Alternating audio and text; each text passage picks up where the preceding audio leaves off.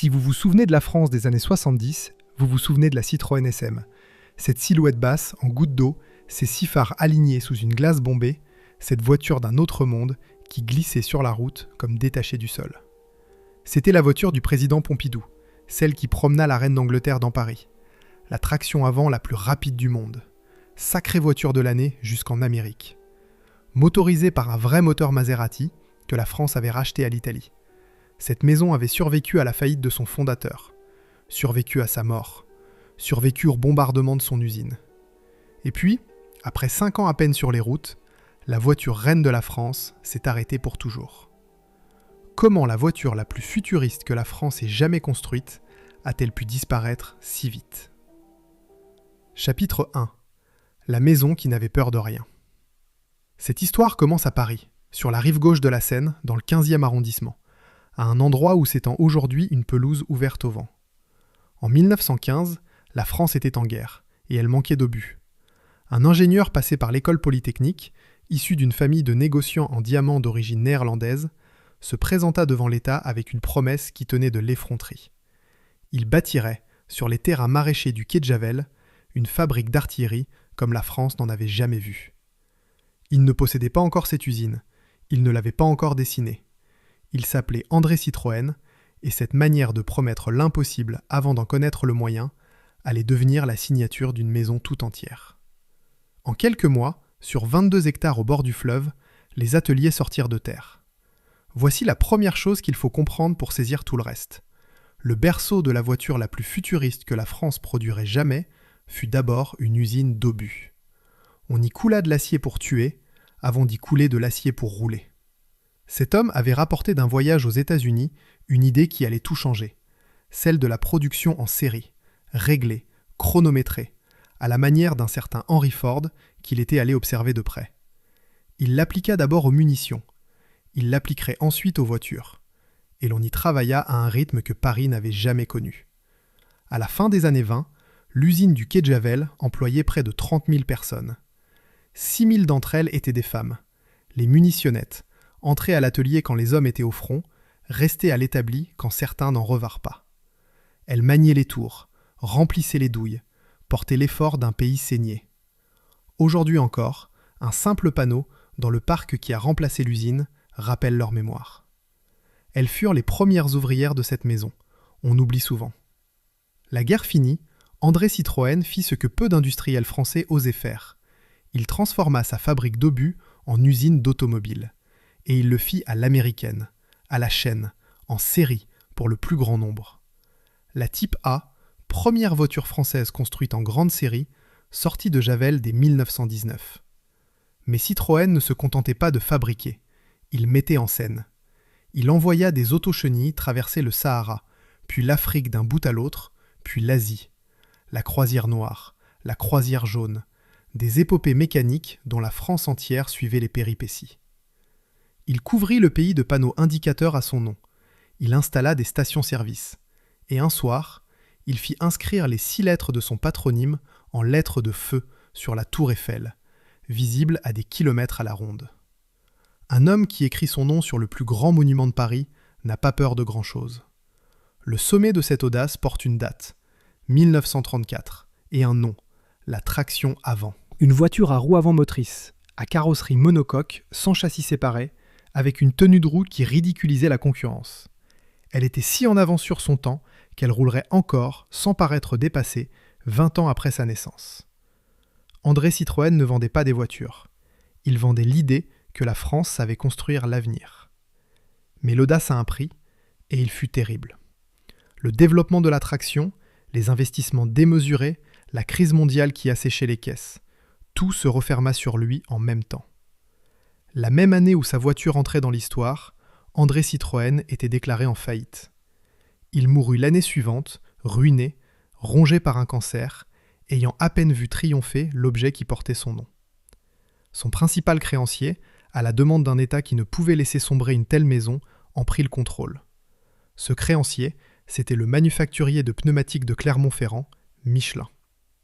À partir de là, Citroën ne s'appartenait plus tout à fait. La firme était devenue une branche d'un empire du caoutchouc, dirigée à distance par une famille auvergnate discrète, protestante, prudente avec l'argent et redoutable avec les chiffres. Et pourtant, sous cette tutelle nouvelle, l'audace ne s'éteignit pas. Elle changea de forme. Car cette maison, désormais adossée à Michelin, allait produire coup sur coup les 2 voitures les plus étranges et les plus aimées de toute l'histoire automobile française. La 2 chevaux, en 1948, 4 roues sous un parapluie, pensée pour qu'un paysan puisse traverser un champ labouré avec un panier d'œufs sans en casser un seul, et qui deviendrait le symbole d'un pays qui se relève. Et la DS, en 1955. La DS, dévoilée au Salon de Paris, avec sa suspension hydropneumatique qui semblait détacher la voiture du sol, ses freins à disque, sa direction assistée, sa ligne venue d'une autre planète. Une foule stupéfaite passa près de 12 000 commandes le jour même. On n'avait jamais rien vu de tel. C'était cela, Citroën, au seuil des années 60. Une maison qui survivait à tout. À la faillite de son fondateur, à sa mort, au bombardement de Javel pendant la guerre. Et qui n'avait jamais appris à construire une chose ordinaire. Une maison qui, chaque fois qu'on la croyait rangée, sortait de l'ombre un objet venu d'ailleurs. Il ne lui manquait qu'une chose, un cœur assez puissant pour ses rêves. Chapitre 2. Le rêve de Berco. Pour comprendre la voiture qui allait naître, il faut comprendre l'homme qui l'a voulu. Et cet homme n'était pas un ingénieur, c'était un lettré. Pierre Berco dirigeait Citroën au nom de Michelin. Homme cultivé, amateur de musique et de philosophie, autoritaire, secret, il régnait sur le quai de Javel avec une conviction que peu de dirigeants d'entreprise oseraient afficher aujourd'hui. Le mépris des études de marché. Berco ne demandait pas au public ce qu'il voulait. Il estimait que le public ne savait pas ce qu'il voulait, et que le devoir d'une grande maison était de le lui apprendre. On lui doit le meilleur et le pire de Citroën, la liberté totale laissée aux ingénieurs et l'absence totale de garde-fous quand cette liberté se trompait de route. C'était un homme qui pouvait faire naître une merveille et, dans le même mouvement, ne rien voir venir de la catastrophe. Or Berco portait une blessure nationale, presque intime. La France, ce pays qui avait inventé l'automobile de prestige, n'avait plus de grandes routières. Les noms qui faisaient rêver l'Europe entière avant la guerre, Delage, Delahaye, Bugatti, Hotchkiss, avaient tous disparu ou n'étaient plus que des fantômes de catalogue. Et la dernière tentative française de renouer avec le grand luxe, Facel Vega, venait tout juste de s'effondrer au début des années 60, faute d'un moteur digne de ces somptueuses carrosseries. Pendant que l'Allemagne avait Mercedes, que l'Italie avait Ferrari et Maserati, que l'Angleterre avait Jaguar, la France de la DS, la France qui préparait le Concorde, la France qui se rêvait à la pointe de tout, n'avait rien à opposer sur les grandes routes du monde. Pour un homme comme Berco, c'était une humiliation qu'aucun bilan comptable ne pouvait justifier. La DS était sublime, mais elle n'était pas rapide. Son moteur, hérité de la traction avant, était un vieux 4 cylindres poussif que les ingénieurs de Javel maquillaient d'année en année sans jamais réussir à le rajeunir vraiment. Une DS au cœur de fer blanc. Elle glissait, elle planait, elle impressionnait. Mais qu'une berline allemande vienne se ranger à sa hauteur sur l'autoroute, et l'illusion se dissipait. L'idée d'y remédier était ancienne. Dès 1961, un ingénieur en chef nommé Jacques Ney avait lancé une étude discrète, le projet S. Au départ, l'ambition était mesurée. Une DS sportive, plus véloce, capable peut-être de porter les couleurs de la marque en compétition jusqu'au Mans que Ney avait dans l'œil. Mais entre les mains de Berco, rien ne restait mesuré longtemps. Le projet S enfla, mûrit, se métamorphosa. Pendant 9 années, il glissa de la DS musclée vers toute autre chose. Une voiture entièrement nouvelle, placée au-dessus de la DS, une grande routière française qui n'aurait de compte à rendre à personne, ni à Stuttgart, ni à Modène, ni à Coventry. 9 ans de patience, dans une industrie où l'on renouvelle un modèle en 4. Berco avait le temps, parce qu'il avait la foi. Il y avait cependant un obstacle que la foi ne suffisait pas à lever. Le moteur. Toujours le moteur. Jacques Ney militait pour un 6 cylindres véritable, puissant, mais Javel n'en avait pas, et n'avait ni le temps ni l'argent d'en concevoir un de fond en comble. La maison qui savait dompter les fluides, plier l'hydraulique à sa volonté, réinventer la suspension et la direction, ne savait pas, ou ne savait plus, fabriquer un grand moteur de prestige. Le paradoxe est cruel. Citroën pouvait faire flotter une voiture au-dessus de la route. Elle ne pouvait pas la faire courir. En 1968, tandis que le projet S approchait de sa maturité, la maison se réorganisa. La vieille société anonyme André Citroën devint Citroën SA, un ensemble élargi qui absorbait le constructeur de poids lourds Berliet et le vénérable Panhard. La firme grandissait dans toutes les directions à la fois. Berco ne bâtissait plus une gamme, il bâtissait un empire. Pour piloter cette expansion et rassurer Clermont-Ferrand, un nouvel homme fut placé à la présidence. François Rollier, avocat, dirigeant de Michelin, cousin de François Michelin lui-même. Il prit ses fonctions le 24 juin 1970, au moment précis où l'on attendait qu'une autre nouveauté, la GS, vienne enfin remplir les caisses. Rollier était l'homme des chiffres, l'envoyé de l'Auvergne chargé de garder un œil sur les songes parisiens. Il arriverait trop tard pour empêcher le plus coûteux d'entre eux, car le moteur que cherchait Berco, il avait déjà décidé où le prendre. Non pas à Javel, non pas en France, mais à Modène, dans les ateliers d'un nom qui, à lui seul, résumait tout le prestige que la France avait laissé filer. Chapitre 3. Le mariage de Modène-Maserati. 3 syllabes qui sentaient l'huile chaude et la victoire. Une maison née de la course, portée par le trident de Bologne, qui avait triomphé à Indianapolis et fait rugir ses moteurs sur tous les circuits d'Europe. Mais au milieu des années 60, Maserati était une splendeur au bord du gouffre. La famille Orsi, qui la possédait, n'avait plus les capitaux pour financer la production que réclamait le marché moderne. Le prestige était intact, les comptes ne l'étaient plus. Berco y vit sa chance. Un moteur de grand tourisme, un vrai, conçu par ceux qui savaient encore le faire, et par-dessus le marché, un nom légendaire à sertir dans son empire. En janvier 1968, la nouvelle fut rendue publique. Citroën prenait le contrôle de Maserati. La famille Orsi céda environ 80% de la maison de Modène. Faute d'argent, elle abandonnait son trident à des Français. Les dates exactes se perdent un peu dans les archives. Certaines sources parlent de mars, d'autres du 1er mai 1968. Et si c'est bien cette seconde date qui est la bonne, alors l'image est saisissante. Pendant que Paris s'embrasait, pendant que les pavés volaient au quartier latin et que le pays tout entier retenait son souffle, Pierre Berco, dans le calme feutré d'un bureau, signait l'acte qui liait Citroën à Maserati. Le vieux monde industriel scellait ses noces italiennes à l'instant même où un autre monde croyait naître dans la rue. Mais voici la vérité que le récit officiel a longtemps recouverte, et c'est peut-être la plus étonnante de toute cette affaire. Cet achat, cette folie de prestige, ce n'est pas tout à fait Citroën qui l'a payé. C'est, en partie, l'argent d'un rival. Pour financer sa fuite en avant, Panhard, Berliet, Maserati et bientôt le pari du moteur rotatif, Citroën avait besoin de capitaux frais.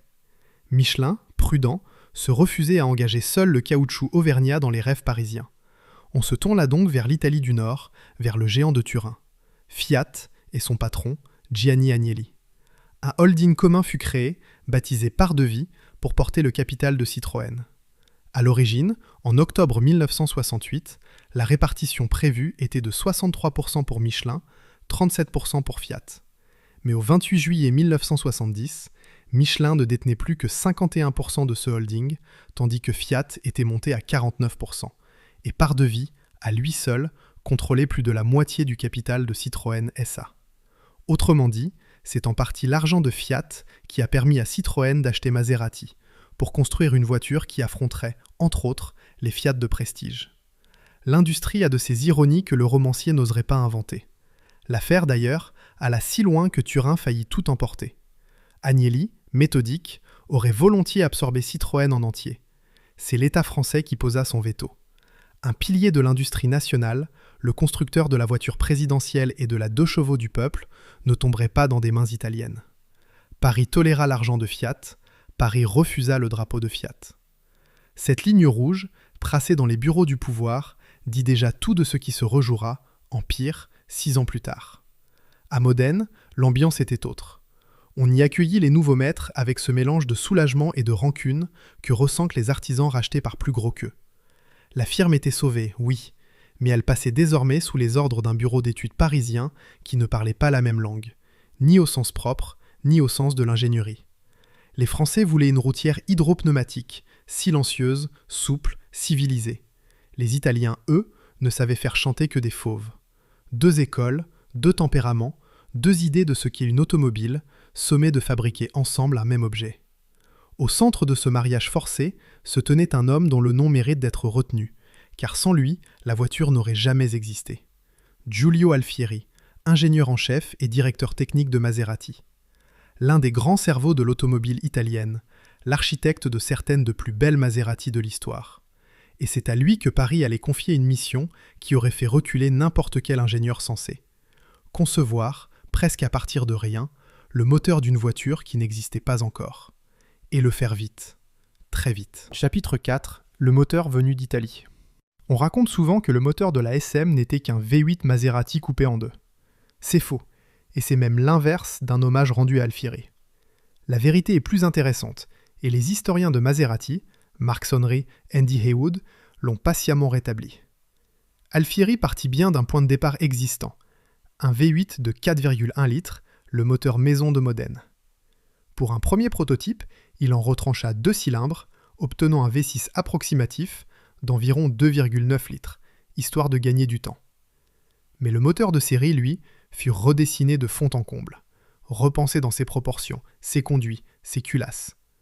Ce n'était pas un V8 amputé, c'était un 6 cylindres conçu pour lui-même, tout en restant compatible avec l'outillage du V8 pour des raisons d'économie. Et cette compatibilité produira quelques années plus tard une ironie parfaite. En 1974, Modène refera le chemin en sens inverse, greffant 2 cylindres sur ce même V6 pour recréer un V8. Le moteur qu'on accusait d'être un V8 coupé en 2 redeviendra à la fin la matrice d'un V8. La boucle est bouclée. Il restait un héritage encombrant de cette parenté, l'angle. Un V6 idéal ouvre ses 2 rangées de cylindres à 60 degrés. Celui d'Alfieri, né dans l'ombre du V8, les ouvrait à 90. Un compromis qui condamnait le moteur à des vibrations qu'il fallut mater à force d'astuce. Le fauve avait un tremblement dans la voix, et l'on passa des mois à le dissimuler. Et puis, il y avait la loi française. Le fisc taxait les automobiles selon leur puissance administrative, et au-delà d'une certaine cylindrée, le châtiment devenait dissuasif. Pour rester dans la bande des 15 chevaux fiscaux, Alfieri dut brider son œuvre. Course ramenée de 85 à 75 mm, alésage réduit d'1 mm. Le résultat portait un nom de code, le typo C114. 2675 cm3, 170 chevaux à 5500 tours. 3 carburateur Weber, double arbre à cam en tête, chambre hémisphérique. Un bijou d'orfèvrerie italienne, accouché, et c'est là que la démesure de la maison ressurgit, en 6 mois environ. 6 mois pour concevoir le cœur d'une voiture d'exception. Aucun ingénieur sérieux ne s'engagerait aujourd'hui sur un tel délai. Alfieri le tint. À ce moteur, Javel maria une boîte à 5 vitesses de sa propre conception. Si réussie qu'une autre légende, la Lotus Esprit, l'adopterait plus tard. Mais son agencement révélait déjà le génie brouillon de la maison.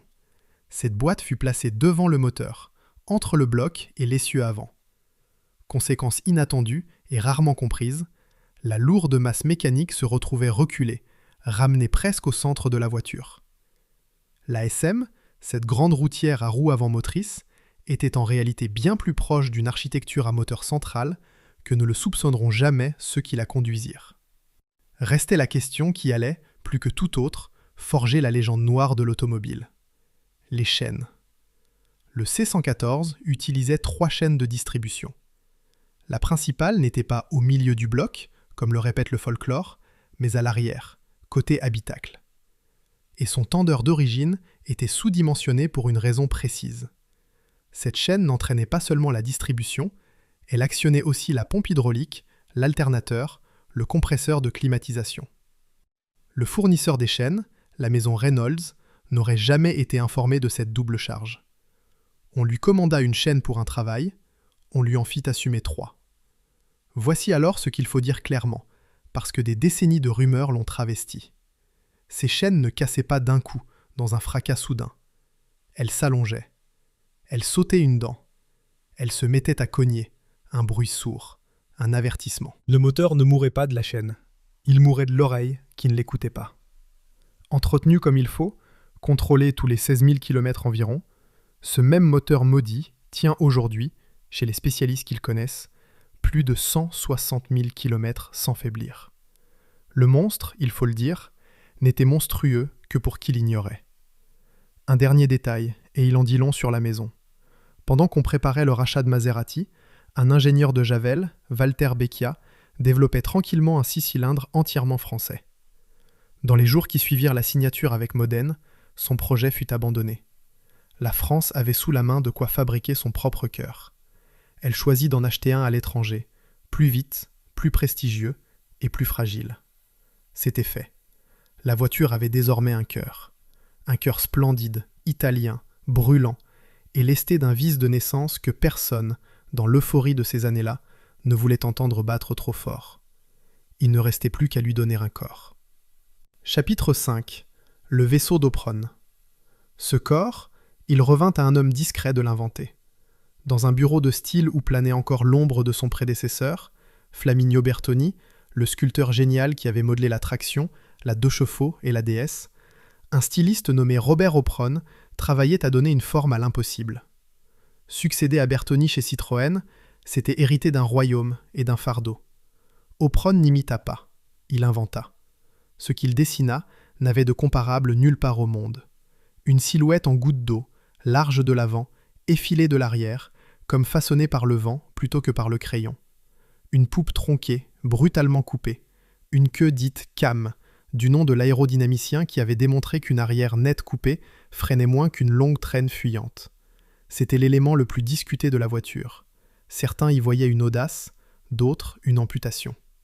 Les roues arrière, elles, disparaissaient à demi sous la carrosserie, carénées, resserrées vers l'intérieur, accentuant encore cette impression d'un vaisseau glissant plutôt que roulant. Oprone fut assisté d'un consultant venu d'Amérique, Henri Lauve, ancien styliste de chez Buick, qui apporta un œil forgé de l'autre côté de l'Atlantique. Tout, dans cette forme, obéissait à une obsession, fendre l'air. Citroën communiqua sur un coefficient de traînée exceptionnel pour l'époque, un chiffre annoncé jusqu'à 0,26, que les vendeurs répéteraient encore des décennies plus tard, en le comparant à celui de sportives bien plus récentes. Il faut ici la même honnêteté qu'ailleurs. La valeur la plus plausible pour la voiture de série se situe plutôt autour de 0,34. Le 0,26 relève de la communication d'un constructeur au sommet de sa fierté, non de la mesure indépendante. Mais que la vérité soit 34 plutôt que 26 ne change rien à l'essentiel. Dans ces années-là, aucune autre grande routière ne fendait l'air ainsi. Le visage de cette voiture, on ne l'oubliait pas une fois qu'on l'avait vu. 6 phares alignés sous une seule glace bombée, courant d'un bord à l'autre de la proue. Et ces phares n'étaient pas immobiles. Les 2 intérieurs pivotaient avec la direction, éclairant l'intérieur des virages avant même que la voiture n'y entre. Tous s'auto-nivelaient, corrigeant l'assiette pour ne jamais éblouir ni plonger. C'était une intelligence du regard, une voiture qui voyait où elle allait. Mais le chef-d'œuvre était invisible, et il se sentait dans les mains. La direction. Citroën l'appela Diravi, direction à rappel asservie. Une assistance à géométrie variable, reliée à la haute pression hydraulique de la maison. À l'arrêt et à basse vitesse, elle était d'une légèreté déconcertante. Un doigt suffisait à braquer les roues. À grande vitesse, elle se raffermissait, se durcissait, se faisait précise et directe, refusant tout mouvement inutile. 2 tours de volant seulement, d'une butée à l'autre. Et par-dessus tout, elle était auto-centrante.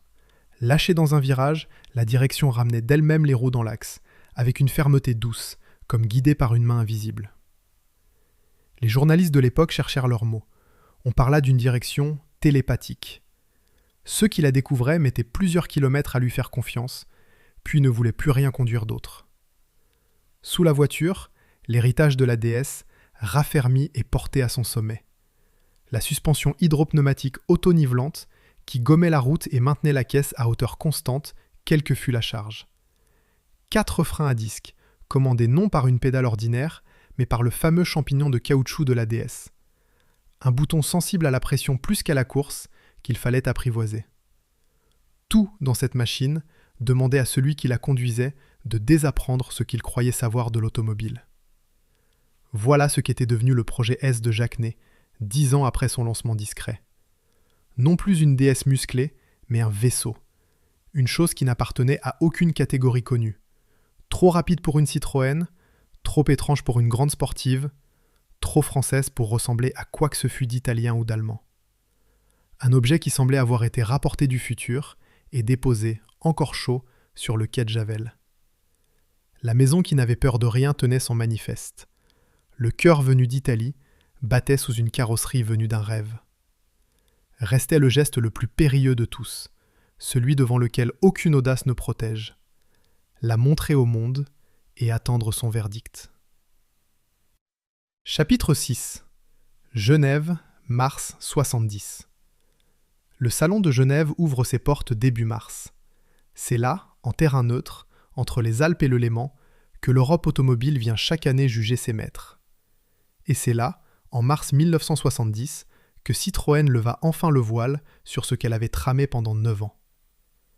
L'effet fut celui que Berco avait attendu toute sa vie. La presse resta sans voix, puis retrouva la parole pour dire son émerveillement. On avait déjà été sidéré par la DS 15 ans plus tôt. On le fut de nouveau et davantage. Car cette voiture-là ne se contentait pas d'être belle et savante. Elle était rapide. Enfin une Citroën qui courait. Il faut mesurer ce que cela représentait. Depuis la disparition des grandes maisons d'avant-guerre, la France n'avait plus rien osé opposer aux routières du monde. Et voilà que, d'un seul coup, sans prévenir, elle sortait de son chapeau la traction avant la plus rapide de la planète. Pas une des plus rapides, la plus rapide. L'usine annonçait 220 km/h. Des essais indépendants poussèrent la voiture jusqu'à 235. Aucune automobile à roue avant motrice n'avait jamais atteint de telles vitesses. Le 0 à 100 était avalé en 8 secondes et demie environ. La DS au cœur de fer blanc avait enfin trouvé son 100. 2 lettres suffirent à la nommer. SM. Les initiales, dit-on, de série Maserati ou de Sport Maserati. La maison entretint le mystère, comme elle entretenait tout. Ces 2 lettres allaient devenir, pour une poignée d'années, le plus beau blason de l'industrie française. Détaillons un instant ce vaisseau, car les chiffres eux-mêmes ont quelque chose de la démesure de l'époque. Près de 4,90 m de long, 2,90 m d'empattement, un peu plus de 1460 kg pour la version à carburateur. Et sous ce poids, cette vitesse, cette tenue de route surnaturelle héritée de l'hydropneumatique. Le prix de départ tournait autour de 52 000 francs, une somme qui plaçait d'emblée la SM hors de portée du commun, dans le club fermé des objets de désir. La commercialisation en France débuta en septembre. Et bientôt, on lui trouva un surnom qui disait tout de l'orgueil national de ce moment, le Concorde de la route. Le rapprochement n'était pas fortuit. Au même instant, la France et l'Angleterre faisaient voler un avion de ligne supersonique, blanc, effilé, magnifique et déraisonnable, qui traverserait l'Atlantique plus vite que le soleil. La SM était sa cousine terrestre. Même orgueil, même beauté, même refus du calcul raisonnable. Et, l'histoire le dira, même destin financier. Sur ce sommet, tout paraissait possible. La France tenait sa revanche. Elle l'exhiba d'abord là où l'on ne l'attendait pas. Non pas sur une piste de vitesse, mais dans le sable. Chapitre 7. Sa Majesté et le désert. Pour prouver qu'une voiture est solide, on l'amène là où les voitures meurent. En 1971, quelques mois à peine après le lancement, Citroën engagea la SM dans l'une des épreuves les plus dures du calendrier, le rallye du Maroc. Des milliers de kilomètres de pistes, de pierres, de poussière et de chaleur, à travers un pays qui ne pardonne rien à la mécanique. 59 voitures prirent le départ. 9 seulement virent l'arrivée. Et en tête de ces 9 survivantes, franchissant la ligne avec plus d'1 heure d'avance sur tout le reste, une SM. L'équipage, et il faut le nommer avec soin, car la légende a longtemps menti sur ce point, n'était pas celui de Bob Néret, comme on l'a trop souvent répété. La victoire revint à Jean Deschazeaux et Jean Plassard. Néret, lui, grand nom des rallyes Citroën, vainqueur du Maroc les 2 années précédentes sur DS, termina cette fois 4e, et sur une DS, non sur une SM. La direction de la compétition Citroën était assurée par René Coton, secondé par son épouse Marlène. Que 4 des 9 rescapés aient été des Citroën, dans un tel massacre mécanique, valait tous les discours. La voiture accusée aujourd'hui de fragilité venait de survivre à ce qui avait tué 50 concurrentes. Mais la vraie consécration ne vint pas du sable. Elle vint de l'Élysée. Georges Pompidou, président de la République, était un authentique passionné d'automobile. Un homme qui conduisait lui-même, vite, et qui possédait à titre personnel une Porsche. Un tel homme ne pouvait rester indifférent à la SM. À l'automne 1971, il commanda l'inconcevable. 2 SM décapotables, transformés en voitures d'apparat pour la présidence de la République. Le bureau d'études du quai de Javel en confia l'exécution aux ateliers du grand carrossier Henri Chaperon, à Levallois-Perret. Le dessin fut approuvé par Pompidou lui-même. On rallongea la voiture, on l'ouvrit au ciel, on l'habilla de cuir pleine fleur. Arrêtons-nous un instant sur ce que cela signifie, car c'est l'une des ironies les plus somptueuses de toute cette histoire. Maserati, le trident de Modène, gloire de l'Italie, était alors propriété française. Ce qui veut dire que le cœur mécanique de la voiture officielle de la République française, la voiture qui promènerait les chefs d'État sous les ors de la République, était un moteur italien construit par une maison que la France avait rachetée. La fierté nationale roulait sur un moteur étranger domestiqué. La France s'était offert le prestige italien et le faisait défiler sur les Champs-Élysées comme le sien. La première sortie officielle de la présidentielle eut lieu le 15 mai 1972, pour une occasion à la hauteur. La visite d'État de la reine Élisabeth II. La voiture des souverains et des présidents, longue de 5,60 m, immatriculée d'un discret 2 PR75, glissa dans les rues de Paris, portant côte à côte la reine d'Angleterre et le président français. Ces voitures serviraient la République pendant plus de 20 ans, jusqu'à l'investiture de Jacques Chirac en 1995. Chaperon, sur sa lancée, produisit encore quelques cabriolets et berlines de grand luxe, dérivés de la SM, en poignées d'exemplaires, dont plusieurs partirent en Espagne, chez le général Franco. Pendant ce temps, de l'autre côté de l'Atlantique, l'Amérique aussi tombait sous le charme. En 1972, le magazine Motor Trend décerna à la SM son titre de voiture de l'année, et pour la première fois, cette distinction alla à une automobile importée.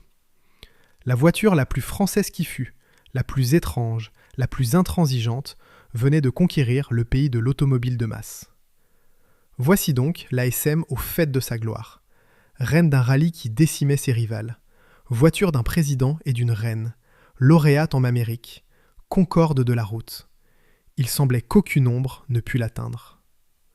Et pourtant, à cet instant précis, au sommet exact de cette gloire, la maison qui la construisait perdait déjà de l'argent à un rythme qui allait tout emporter. La fêlure était là. Elle courait déjà sous le vernis. Chapitre 8. L'ivresse et la fêlure. Regardons les chiffres de la gloire, car ils sont modestes, et c'est là le premier signe. La meilleure année de la SM fut 1971, un peu moins de 5000 voitures. L'année suivante, 4000 encore. Pour une voiture d'exception, ces nombres n'ont rien de honteux. Mais ils ne suffisent pas, et ils ne suffiront jamais à amortir ce qu'elle avait coûté à concevoir, ni ce que coûtait, chaque jour, l'empire bâti autour d'elle. Car voici la vérité que les acclamations recouvraient. Entre 1968 et 1970, dans les années même où la SM naissait et triomphait, Citroën avait déjà perdu plus de 110 millions de dollars. Cette somme colossale, on la devait pour l'essentiel à 2 paris menés de front.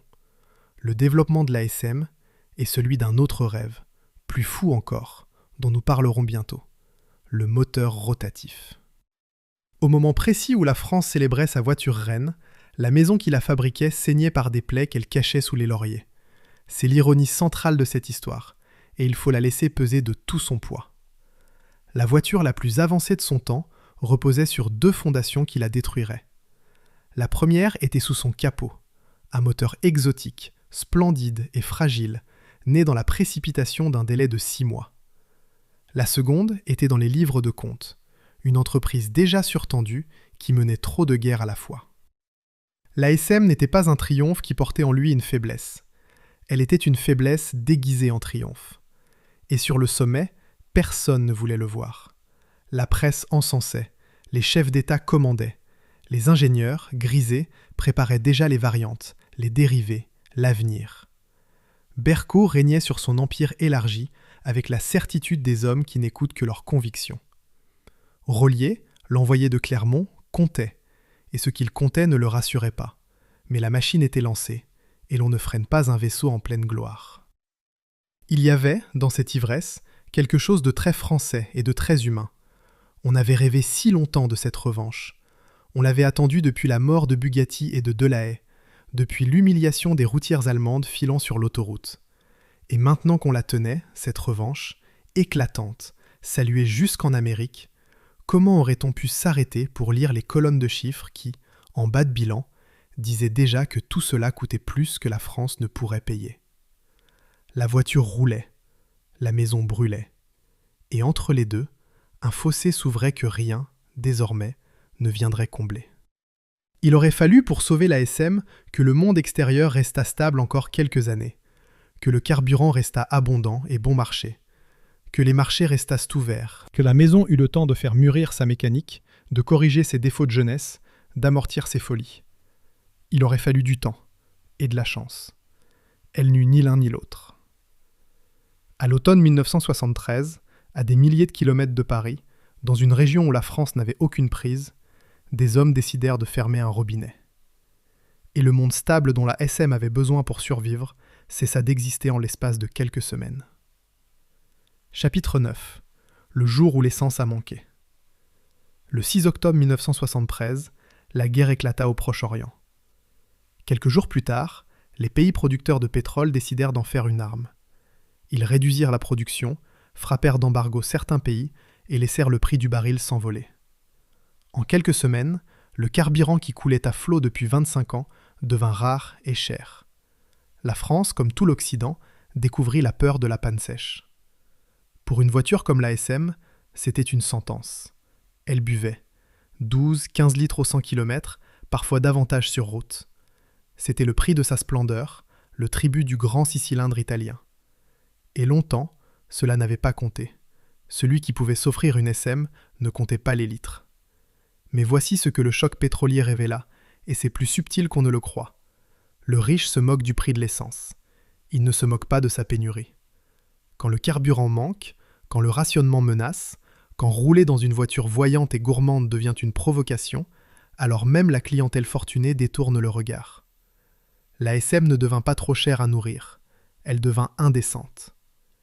Les chiffres racontent la chute avec une brutalité sèche. En 1973, on avait encore vendu plus de 2600 SM. L'année suivante, en 1974, on en vendit 294. Le marché ne s'était pas contracté, il s'était évaporé. Et pendant que les ventes s'effondraient, la réputation, elle, faisait son travail de sape. Car les premières SM, vendues dans l'euphorie, commençaient à vieillir entre les mains de leurs propriétaires et à révéler leurs défauts de jeunesse. Les chaînes qu'on n'entretenait pas, la pompe à huile capricieuse, l'allumage rétif au petit matin, la climatisation fragile, le moteur qui buvait de l'huile autant que d'essence. Certains clients revenaient dès la première révision avec un demi-litre manquant au carter. Le bouche à oreille est impitoyable dans le monde des voitures de prestige. On se répétait que la SM était splendide, mais qu'elle vous lâchait. Il faut ici rétablir une injustice, car elle est révélatrice. Ce que les profanes redoutaient dans une Citroën, c'était l'hydraulique. Cette suspension étrange, ces sphères, ce liquide vert sous haute pression que le grand public trouvait diabolique. Or, ce n'était pas là que se cachait le danger. La suspension hydropneumatique était fiable, éprouvée, héritée de la DS. Le point faible de la SM, c'était le moteur. Le cœur italien, pas les fluides français. La légende noire s'était trompée d'organe. Restait l'Amérique, ce grand marché où la SM avait été sacrée voiture de l'année. On aurait pu croire que le pays des grandes cylindrées gourmandes accueillerait la SM à bras ouverts. Le paradoxe est complet. Selon les critères américains, la SM passait presque pour sobre. Mais ce n'est pas la consommation qui la chassa des États-Unis. Ce fut la loi. La réglementation américaine interdisait les phares carénés sous glace. Il fallut lui greffer des phares ronds fixes qui défiguraient sa proue. Elle interdisait, jusque tard dans les années 80, les phares à iode. Elle exigeait des pompes à air anti-pollution qui chauffaient les collecteurs d'échappement au rouge, et c'est de là, bien plus que d'une quelconque explosion, que vinrent les incendies qui nourrirent la légende. Car parlons-en de ces fameux incendies. Ils furent réels, mais localisés, et américains pour l'essentiel. Collecteurs surchauffés par la dépollution, premiers injecteurs qui fuyaient, durites d'huile qui se séparaient et projetaient de l'huile brûlante. Ce ne furent jamais des explosions. Ce furent des feux de compartiments moteurs, aux causes précises, aujourd'hui parfaitement corrigées. Le mot explosif relève du folklore, et il faut le manier avec l'ironie qu'il mérite. Le prix, enfin, acheva l'affaire outre-Atlantique. Environ 11 500 $, plus qu'une BMW, plus qu'une Mercedes de sport, 2 000 $ de plus qu'une Cadillac Eldorado richement dotée. Pour ce tarif, l'acheteur américain voulait de la fiabilité et du service. La SM lui offrait de la magie et des tracas. Après 1973, Citroën jugea le coût de mise aux normes fédérales injustifiable et quitta le marché américain. Départ ironique pour une voiture que l'Amérique avait couronnée 2 ans plus tôt. Mais tout cela, la soif, la réputation, l'échec américain, n'était que la face visible. Le vrai danger n'était pas sur la route, il était dans les livres de comptes. Et il avait un autre nom, plus obscur, plus ruineux encore que la SM elle-même. Chapitre 10. La fuite en avant. Pour comprendre comment la maison qui n'avait peur de rien se retrouva au bord du gouffre, il faut quitter un instant la SM et regarder ce que Berco menait au même moment sur d'autres fronts.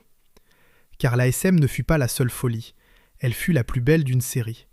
L'obsession de Berco, dans ces années-là, portait un nom, le moteur rotatif. L'invention de l'ingénieur allemand Felix Wankel, un moteur sans piston, où un rotor triangulaire tournait dans une chambre, promettant douceur, compacité et puissance. Le monde automobile des années 60 en rêvait comme d'une révolution. Berco y crut plus fort que quiconque. Il ne voulut pas seulement essayer ce moteur, il voulut le fabriquer. Citroën s'allia donc à l'allemand NSU, lui-même pionnier du rotatif, pour créer une coentreprise, Comotor. On bâtit pour elle une usine flambant neuve à Alforweiler, en Sarre, de l'autre côté de la frontière. Des centaines de milliers de mètres carrés dédiés à un moteur qui n'avait pas encore fait ses preuves. On lança des prototypes, une petite série d'études appelée M35, distribuée à des clients fidèles pour essuyer les plâtres. Puis on osa le grand saut, la GS Birotor, une berline équipée de ce moteur rotatif, présenté comme l'avenir. L'avenir dura quelques mois. Le moteur rotatif avait un vice rédhibitoire, le même que la SM Empire. Il buvait. Sa consommation était prohibitive. Et il eut la malchance suprême d'arriver sur le marché en 1973, l'année exacte où le monde cessa de tolérer les moteurs gourmands. Le choc pétrolier ne se contenta pas de blesser la Birotor. Il la tua dans son berceau. Ce qui suivit dit tout de l'ampleur du désastre. La Birotor se vendit si mal et son entretien coûtait si cher que Citroën prit une décision presque sans précédent. Racheter les voitures déjà vendues pour les détruire. On préféra effacer le modèle de la surface de la Terre plutôt que d'avoir à en assurer le service. Une voiture rappelée non pour un défaut, mais pour son existence même. Le gouffre financier de cette aventure fut abyssal. Comotor engloutit des sommes que l'esprit peine à concevoir, et n'engloutit pas que Citroën. Elle aida à couler NSU, le partenaire allemand, qui dut se réfugier dans les bras de Volkswagen.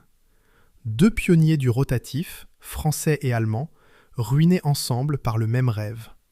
Le Wankel n'avait tué personne sur la route. Il avait tué 2 maisons dans les bureaux.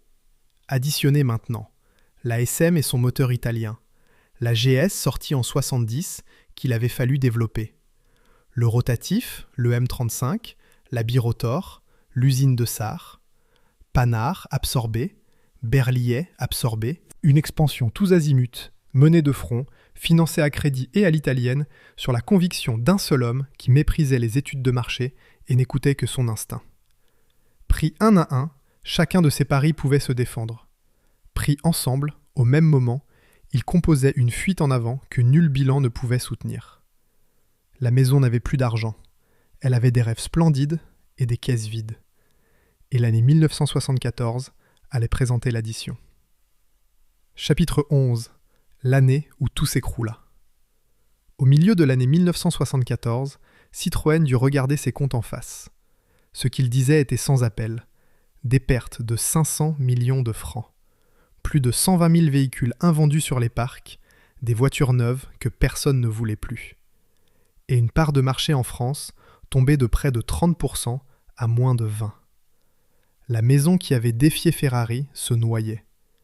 Les Italiens partirent les premiers. Fiat, qui avait financé une partie de l'aventure, avait déjà commencé à se retirer dès 1973. Gianni Agnelli n'avait jamais tenu Citroën en grande estime, et il ne voyait aucune raison de couler avec elle. Michelin racheta la participation de Fiat pour 230 millions de francs, et Turin s'éloigna, laissant les Français seuls devant leurs dettes. L'argent italien qui avait aidé à bâtir le rêve refusait de payer le réveil. Restait Michelin. Restait Clermont-Ferrand, propriétaire de Citroën depuis 40 ans, gardien de la maison depuis la mort d'André Citroën. Et voici le moment où l'histoire bascule. François Michelin, à la tête du groupe, prit une décision d'une gravité immense. Il refusa d'engager davantage l'empire du pneumatique dans le sauvetage de l'automobile. Le caoutchouc ne se laisserait pas entraîner par le fond avec les rêves parisiens. Michelin chercherait une autre issue. Il chercherait un repreneur. Ce repreneur, ce serait Peugeot. La maison de Sochaux, prudente, familiale, bénéficiaire, l'exact contraire de Citroën. Et parce qu'une opération de cette taille, touchant à un pilier de l'industrie nationale, ne pouvait se faire sans l'État, l'État s'en mêla. Il faut nommer les hommes de ce moment, car ils décidèrent du sort de dizaines de milliers d'ouvriers. À l'Élysée, un nouveau président, Valéry Giscard d'Estaing, élu en mai. À Matignon, son premier ministre, Jacques Chirac. Au ministère de l'Économie et des Finances, Jean-Pierre Fourcade. À l'industrie, Michel Dornano. Ce sont ces hommes qui, dans les bureaux du pouvoir, arbitrèrent le destin de Citroën. La chronologie fut serrée, presque clandestine.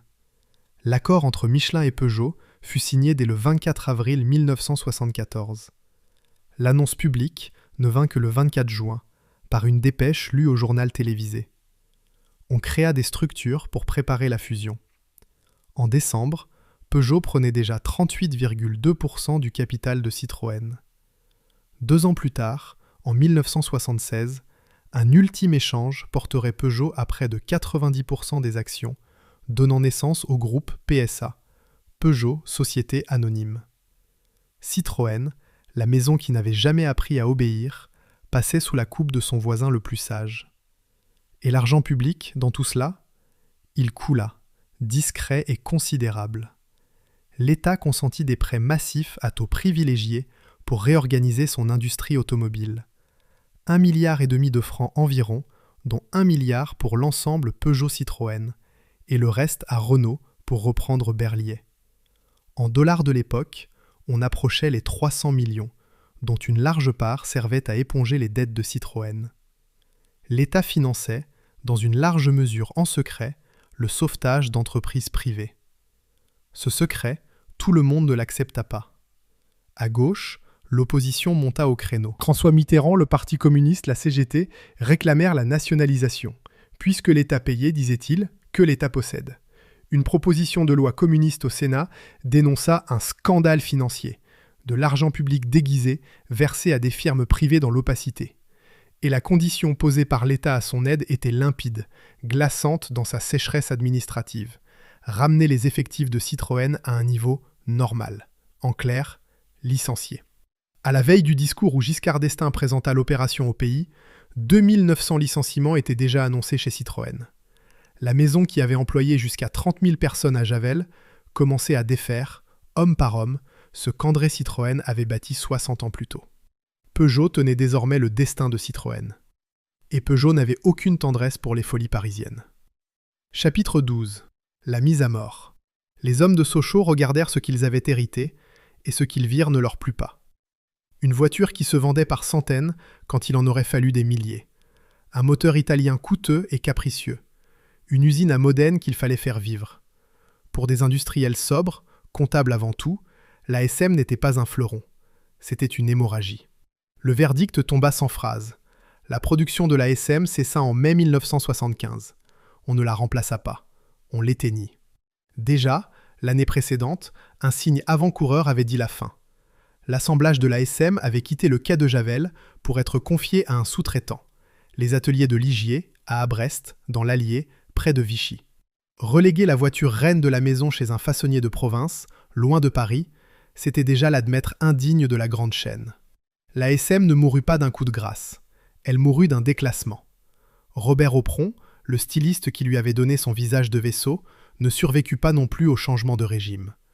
Jugé trop excentrique par la nouvelle direction, l'héritier de Bertoni quitta Citroën. Il partit chez Renault, puis chez Fiat, emportant ailleurs le génie que Sochaux ne voulait pas.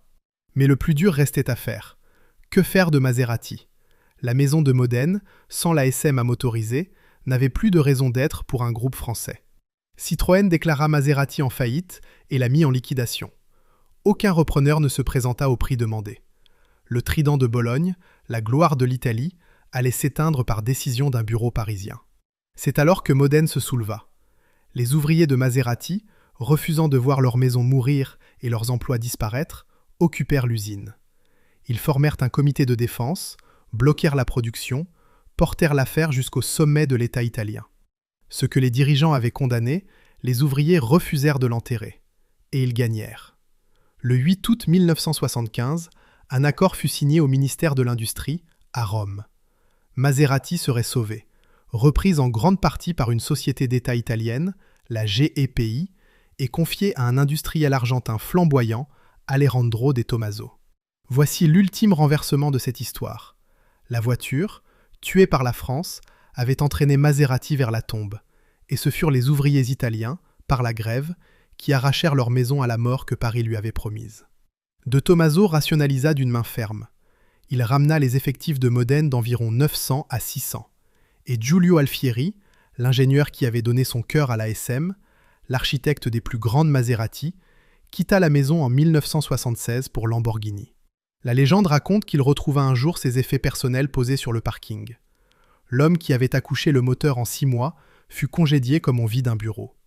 Il ne restait plus, à Paris, qu'à effacer les traces. Chapitre 13. Un parc à la place de l'usine. La dernière Citroën assemblée au quai de Javel, une DS, sortit des chaînes en avril 1975. Plus de 3 millions de véhicules avaient été produits là, au bord de la Seine, depuis les obus de la Grande Guerre jusqu'à la DS. La production fut transférée à Aulnay-sous-Bois, dans une usine neuve bâtie pour cela. Et le grand vaisseau de Javel, le berceau de tout, fut condamné. On le démolit par étapes, entre 1976 et 1984. Hall après hall, les cathédrales industrielles où l'on avait forgé la voiture la plus futuriste de France tombèrent sous les pelleteuses. L'État racheta les 22 hectares, les mêmes 22 hectares qu'André Citroën avait couverts d'ateliers en 1915. Il faut dire aussi ce que fut cette main-d'œuvre qu'on renvoyait, car son histoire est celle de toute l'industrie française.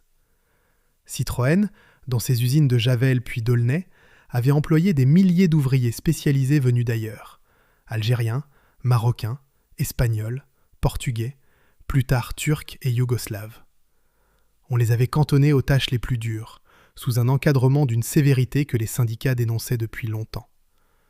Ce sont eux qui, quelques années plus tard, dans les années 80, à Aulnay, mèneraient les grèves qu'on appellerait les grèves de la dignité. Mais dès la restructuration des années 70, ce furent souvent ces ouvriers-là qui partirent les premiers. Départ négocié, pré-retraite, retour au pays. La maison se défaisait de ses bras étrangers, comme elle s'était défaite de sa voiture reine. Et sur les 22 hectares nettoyés, la ville fit pousser autre chose. En 1992 fut inauguré le parc André Citroën. 13 hectares de jardin, dessinés par les paysagistes Gilles Clément et Alain Provost, ouverts au vent et au public. Une grande pelouse, des cerfs, des jeux d'eau où courent les enfants. Une station de métro porte le nom du fondateur. Un buste et un panneau rappellent, pour qui veut bien lire, ce qui se dressait là. Arrêtons-nous sur cette image, car elle contient toute l'histoire. À l'endroit exact où l'on assemblait la voiture qui devait battre Ferrari, où 30 000 personnes avaient donné leur journée, où les munitionnettes avaient rempli les obus de 2 guerres, s'étend aujourd'hui une prairie où l'on vient pique-niquer le dimanche. Là où rugissait le 6-cylindres italien sur le banc d'essai, un enfant court après un ballon. Le silence a remplacé la sirène. L'herbe a recouvert l'acier. Quant à la SM elle-même, elle connut le plus improbable des destins. De paria mécanique, de voitures qu'on n'osait plus acheter, elle devint peu à peu objet de culte. Car ceux qui prirent le temps de la comprendre découvrirent la vérité que la légende avait masquée. Entretenue avec soin, chaîne vérifiée, soupape remplacée, la SM offre une expérience de conduite que rien d'autre au monde ne procure. Son moteur, correctement suivi, tient les distances. Sa direction reste télépathique un demi-siècle après. Une SM de 1973 s'est vendue plus de 95 000 $ aux enchères au printemps 2025. La voiture qu'on avait tuée pour ses défauts vaut aujourd'hui une fortune pour ses qualités. Elle survit grâce à une poignée de mécaniciens spécialistes, dispersés, obstinés, qui connaissent ses 3 chaînes et son angle de 90 degrés comme d'autres connaissent un vieux compagnon. Ils sont les derniers gardiens du feu. Sans eux, la voiture reine de la France aurait rejoint l'usine qui la vit naître, dans le silence, sous l'herbe, dans l'oubli. La maison n'avait peur de rien. C'est ce qui l'a faite et c'est ce qui l'a défaite. Elle avait voulu offrir à la France une voiture plus belle et plus rapide que sa raison ne le permettait. Elle y était parvenue. Elle en était morte. Et le vent, aujourd'hui, passe sur une pelouse de Paris, là où battait, il y a un demi-siècle, le cœur italien le plus audacieux qu'un rêve français ait jamais osé faire sien.